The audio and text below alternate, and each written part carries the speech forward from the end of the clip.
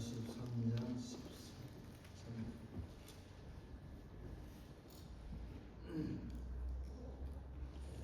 같이 22절까지인데 천천히 함께 읽읍시다.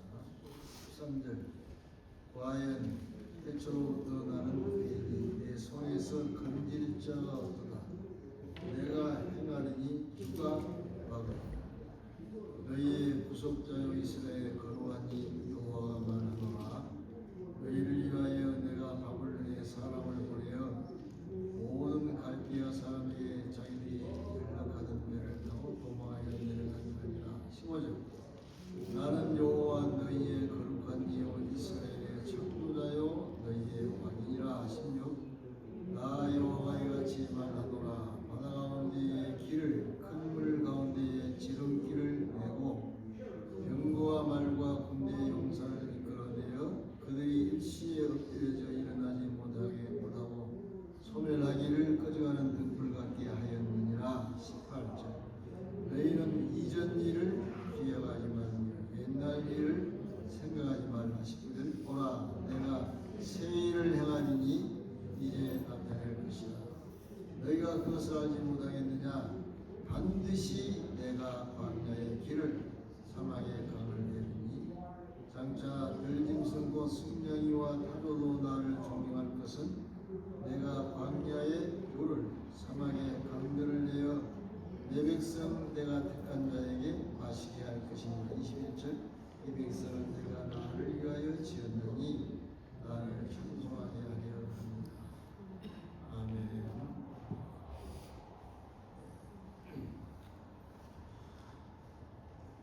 새해를 맞이해서 우리가 1년 동안 기억할 말씀을 드리려고 합니다. 사랑하는 성도, 우리가 믿고 섬기는 하나님은 태초부터 자존하신 스스로 계신 하나님이십니다. 하나님은 완전하시고 전지전능하시고 무소부지하시고 영원하신 하나님.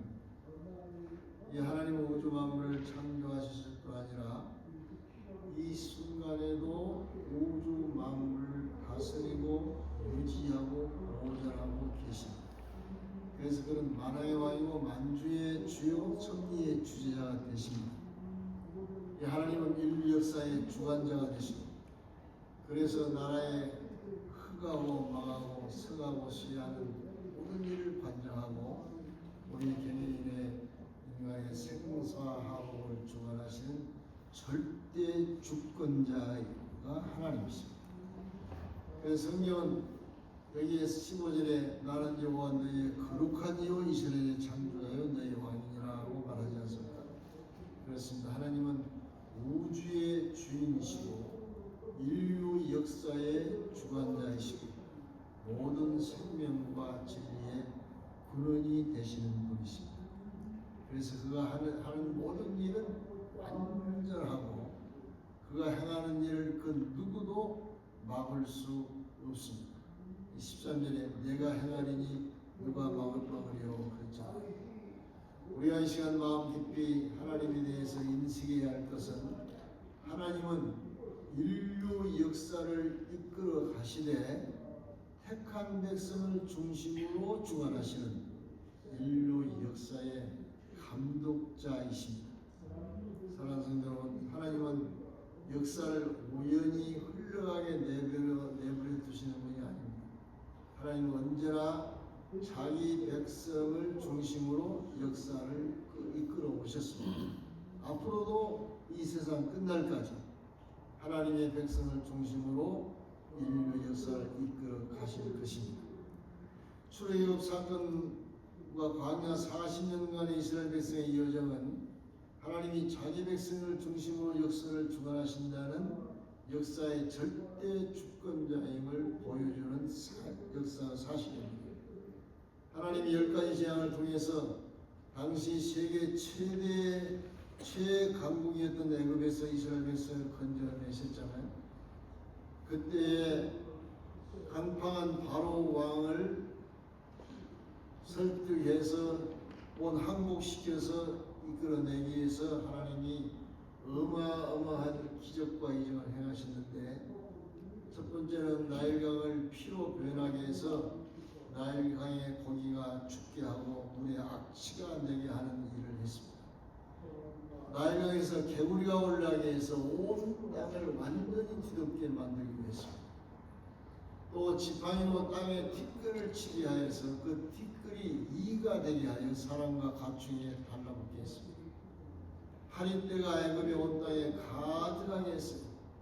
그러나 이스라엘이 산 고센 땅에는 파리떼가 없었습니다. 모세가 화덕에 재를 하늘에 날리니까 그 재가 사람과 짐승에 붙어서 악성 종기가 생겼습니다. 견딜 수 없는 고통 속에 있었죠. 그러나 이스라엘 백성과 짐승에게는 전혀 그런 종기가 생기지 않았습니다. 우박과 불을 내리게 하여 사람과 짐승과 곡식을 완전히 태우게 했습니다. 그러나 이스라엘 백성과 이스라엘의 짐승과 이스라엘 백성의 땅의 곡식에는 전혀 그런 일이 없었습니다. 메뚜기 떼가 온 땅에 가득하여 모든 채소와 곡식을 다 먹게 했는데 이스라엘 백성의 땅을 제했습니다. 이스라엘 백성의 채소와 곡식에는 전혀 메뚜기가 오지 않았습니다. 모세가 손을 들어서 흑암을 부르니까 3일간 온 땅이 흑암에 덮여 있습니다. 그러나 이스라엘 백성이 사는 곳에는 밝은 태양이 비쳤습니다. 애굽 백성과 애굽의 왕의 장자와 백성의 첫 새끼들이 다 죽임을 당했는데 이스라엘 백성의 장자와 짐승의 첫 새끼는 전혀 죽지 않았습니다. 이 모든 사건은 분명한 한 가지 사실을 증거합니다. 하나님이 우주 만물의 주제자로서 자기 백성을 중심으로 운영하신다는 사실을 증거하는 역사적인 사건입니다. 하나님은 애굽의 모든 대병력을 군사가 추격해 오고 홍해 바다가 가로놓인 위기 앞에서 하나님은 홍해를 갈라서 물벽이 되게 하여 길을 만들었습니다. 이스라엘 백성들은 그 마른 길로 건너가야 한 후에 물벽을 다시 흘리게 하여 그들을 추격했던 애굽의 병과 천각 군대를 홍해 바다에 모두 수장시켰습니다. 하나님은 이렇게 자기 백성을 중심으로 역사를 주관하시는 역사의 절대적 주권자이십니다. 하나님이 광야에서는 어떻게 했습니까? 마실 물이 없을 때에 안성에서 물이 터져나오게 하여 이 300만 명의 이스라엘 백성들이 풍성히 마시게 했습니다. 하늘에서 하나님은 만나를 매일매일 내리게 해서 40년을 먹이셨습니다. 낮에는 구름 기둥으로 밤에는 불 기둥으로 자기 백성들을 보호했습니다. 40년 동안 옷과 신발이 헤어지지 않도록 해주셨습니다.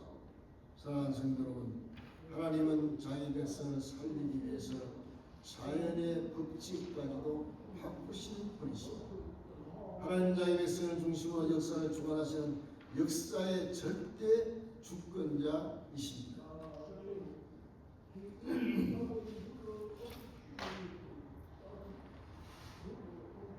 하나님은 바벨론 포로 귀환도 미리 예언하시고 이루신 일이었습니다. 하나님이 이사야를 통해서 이스라엘이 바벨론에서 해방될 것을 150년 전에 이미 예언을 했습니다. 14절에 보면 내가 너희를 위하여 바벨론에 사람을 보내어 모든 갈대아 사람에게 자기들이 연락한 배를 타고 도망하여 내려가게 하리라 그 말씀이 있는데 여기에 사람을 보냈던 말 이 사람이 바로 고레스를 얘기합니다. 하나님은 예언대로 페르시아의 왕 고레스를 일으켰습니다.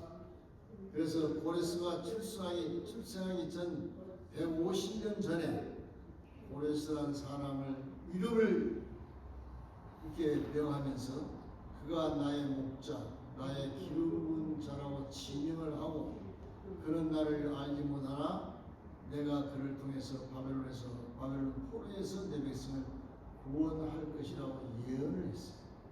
이사야 40장 28절에 보면 고레스가 출생하기 150년 전에 이렇게 예언해요. 고레스에 대하여는 이르기를 내가 내 목자라 그가 나의 모든 기쁨을 성취하리라. 예루살렘에 대하여는 이르기를 중건하리 되리라 하며 성전에 대하여는 내가 내 기초가 놓여지리라 하는 자. 이렇게 예언을 했지 않습니까? 이사야 45장 1절에서 보면 여호와께서 그의 기름 부음을 받은 고레스에게 이같이 말씀하시다. 고레스가 출생하기 전에 고레스의 이름을 미리 들먹이면서 내가 그의 오른손을 붙들고 그 앞에 열국을 항복하게 하고 내가 왕들의 허리를 풀어서 그 앞에 문들을 열고 성문들이 닫히지 못하게 하리라.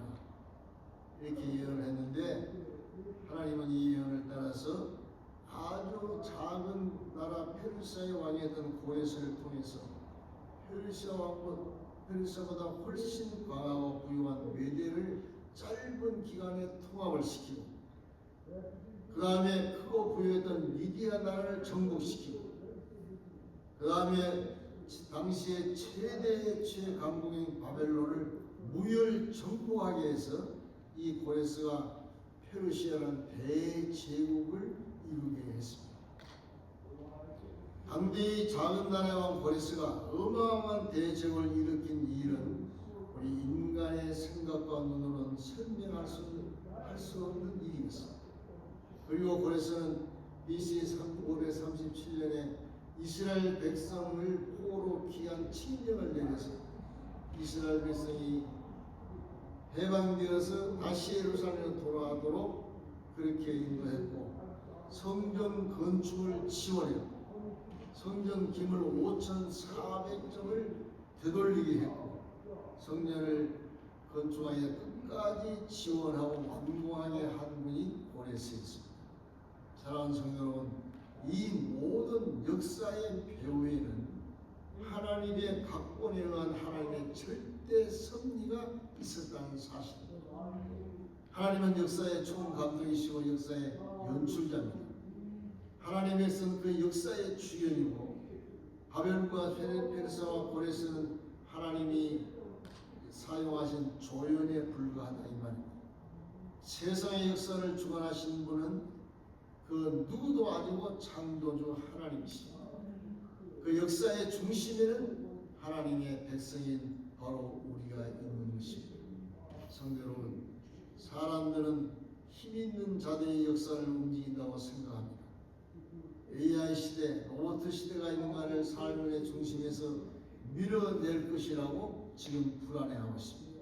그러나 절대로 그렇지 않습니다. 인류 역사의 주관자는 전능하신 하나님이십니다. 그리고 그 역사의 중심에는 언제나 하나님의 백성이 있습니다. 2026년에 나라의 흥망성쇠는 인간에 달려있는 게 아니고 하나님의 손에 있습니다. 우리 인간의 생사법도 모두 하나님의 손 안에 있습니다. AI 시대로 로봇 시대가 득세하는 시대가 등장해서 있지만은 그러나 불안해할 것 없습니다. 왜냐하면 역사의 절대 주관자는 천지 만물을 지으신 하나님이시기 때문에 그렇습니다. 그리고 우리는 그 하나님의 자녀입니다. 조금도 불안해할 이유가 없습니다.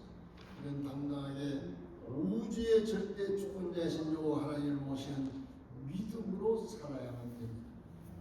지금 세계는 전쟁과 전염병과 지진, 홍수, 혹한 대형 화재 등 천재지변으로 하루에도 수천 명의 생명이 죽어가고 있습니다. 그러나 이 모든 일은 하나님을 대적하는 죄된 하나님의 형벌이고 심판인 것입니다. 만약 교회가 하나님을 바르게 섬기는 제자리를 회복한다면 전쟁과 전염병과 재난도 하나님은 반드시 멈추게 하실 줄 믿습니다. 하나님은 절대적인 인류 역사의 주관자이면서 여기서 강조하는 말씀이 보라 내가 새 일을 행하리라 이렇게 말씀하세요. 19절에 보라 내가 새 일을 행하리니 이제 나타날 것이다. 너희가 그것을 알지 못하겠느냐. 내가 반드시 광야의 길을 사막의 강을 내겠다. 하나님은 새 일을 위해서 먼저 옛적 일은 잊어버리라고 말씀했어요. 18절에 너희는 이전 일을 기억하지 말며 옛날 일을 생각지 말라. 출애굽의 놀라운 기적조차도 하나님이 행하실 새 일을 가로막지 않도록 잊어버리라는 거예요. 과거에 실패한 일도 과거의 영광스러운 일도 하나님이 행하실 새 일을 방해하지 못하도록 잊어버리라는 것입니다. 여러분, 지난 일로 인해서 오늘 하나님이 행하실 새 일을 하는 데에 영향을 주는 일은 없어야만 합니다. 그리고 하나님은 내가 반드시 새 일을 행하리라고 강조하면서 말씀하십니다. 하나님은 단 한순간도 쉬지 않습니다. 지금 이 순간에도 하나님은 사랑하는 성도를 우리를 위해서 매일매일 새 일을 하고자 하십니다. 그래서 우리는 매일매일 아침에 이렇게 기도해야 돼요. 하나님, 주님 오늘도 주님의 뜻을 이룬 새 일을 저를 통해서 이루어 주시옵소서. 오늘도 주님의 뜻을 이루는 새 일, 이 기적 같은 일을 오늘도 저에게 행하여 주시옵소서. 이 기도가 우리의 매일매일의 기도가 되어야만 하겠습니다. 저는 이 말을 우리 교인 중에 어떤 분에게 들어요. 목사님, 저는 오늘도 주님이 어떤 기적을 행하려니 기대하고 있습니다. 이런 고백을 듣습니다. 네, 그렇습니다. 하나님은 그 삶의 현장에서 내 감정과 내 판단보다 먼저 하나님의 새 일을 구하는 기도 속에서 하나님이 일을 하세요.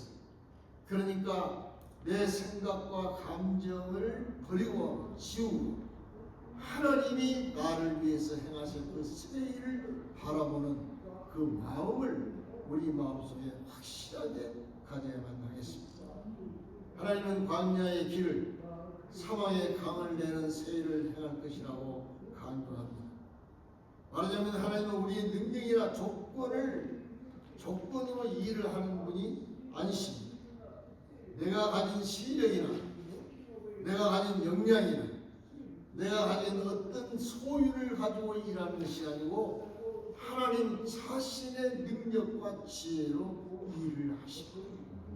그래서 광야와 같은 현실 속에서도 길을 내고 사막과 같은 상황 속에서도 생명의 강이 흐르게 한다는 뜻이에요.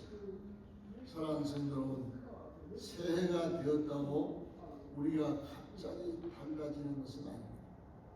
우리 안에 여전히 사탄이 육신의 소유를 충동하여 나를 삼키려고 기회를 노리고 있습니다. 그리고 우리의 환경도 여전히 광야와 그 사막과 같은 장애물로 가득한 상태에 있습니다. 그러나 우리가 하나님의 뜻을 이룬 하루하루가 되게 해달라고 정말 간절히 부르짖으면 하나님은 반드시 광야의 길을 내고 사막의 강을 내는 기적을 체험하게 해주실 줄 믿습니다. 2026년은 광야 같은 삭막한 삶의 현장에서 평탄한 길이 열리는 해가 되기를 축원합니다. 사막과 같은 나의 삶의 현장 속에서 생명의 강이 흐르는 그런 복된 해가 되기를 축원합니다. 우리의 하루하루가 하나님의 기적을 체험하는 새해가 되기를 주님의 이름으로 축원합니다. 기도합시다. 하나님, 이 새해에는 하나님이 하시겠다고 하는 하나님의 거룩하신 뜻을 이루는 기적 같은 일을 체험한 하루하루가 되게 하여 주시옵소서. 예수님의 이름으로 기도드립니다. 다 같이 찬송.